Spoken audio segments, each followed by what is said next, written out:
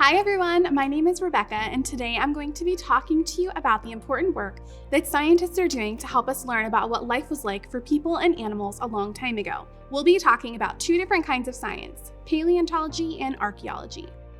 Paleontology is the study of ancient life like dinosaurs. Scientists called paleontologists learn about extinct creatures through the remains left of their bodies, which we call fossils. Archaeology is the study of ancient human history. Archaeologists study the remains of animals too, but they can also study the remains of objects that people made long ago. We call these items artifacts. Both paleontology and archaeology involve fieldwork, including something called excavation. Excavation is the digging up of fossils and ancient artifacts from the ground. It can be very painstaking and detailed and requires a lot of patience, skill, and being able to focus on a small area for a long period of time.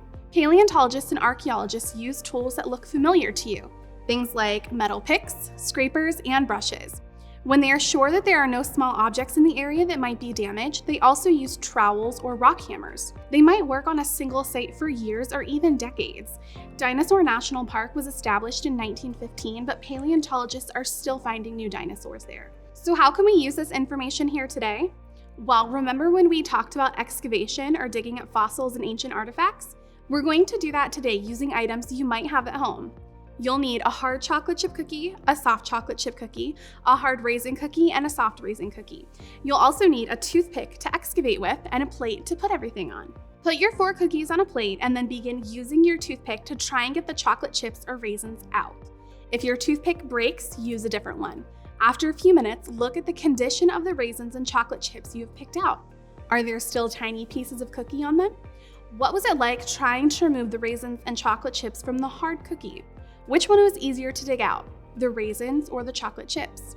Next, you'll do the same with the soft cookies. After a few minutes, look at your raisins and chocolate chips again. How was it different in working with the soft cookies versus the hard ones? Which type of cookie was easier to work with? Excavating raisins and chocolate chips from cookies is similar to the work paleontologists do in the field, but working in a room inside of your house is way different from excavating fossils on your hands and knees outside in the hot sun. If you want a more realistic experience, bury some items outside in the ground where you're able to dig. A grown-up should help with this part. Then you can use digging tools like nails, screwdrivers, or a garden trowel to dig up your items carefully without damaging them. And don't forget your sunscreen.